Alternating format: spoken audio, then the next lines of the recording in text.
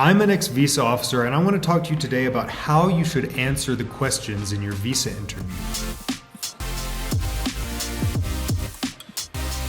A lot of my clients want to know if they should answer the questions in a short way or a long way.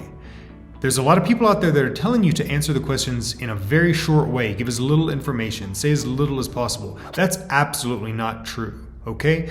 But there is also a way that you can give a long answer that's not correct. So you don't just want to give a long answer, you want to give a full answer, right? You could give a long answer just talking and talking and talking, and you're not giving any information that supports your case, that lets that visa officer know some information about you that's going to help them get to the point where they feel confident about issuing your visa. You need to give a full answer.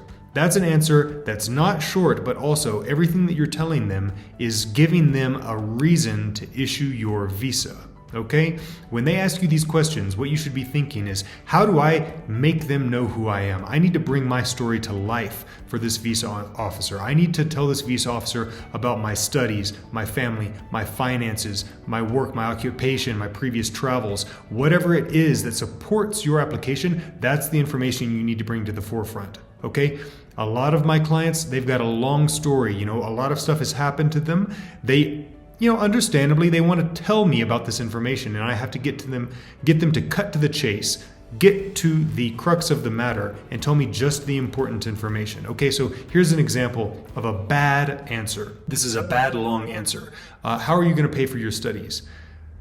Well, officer, it's actually, I'm going to be paying, but it's in my account. But my mother actually, she's the one who's been putting the money into my account. And there's two bank accounts that have funds in it, but one of them has funds in local currency and the other one has funds in US dollars. Okay, you've already lost them, right? None of that matters to the decision. What they need to know is how much money is there, okay? Names on bank accounts, that's all extra information that maybe you'll have to get into later, but a good full answer sounds more like this. Officer, my family is going to pay for this. I have my own funds and my parents are going to be supporting me with their funds. My parents both work as engineers. They make this much money. Our family owns our own home and my mother and father both own their own cars. I've also, just so you know, I've traveled to Europe last year for tourism and also to Canada. Now I'm looking forward to going to the US to study. This is a longer answer, but all the details that you put in there are details that are helping that visa officer get to the point where they can click that issue button for you. And that's how you're going to get your visa issued.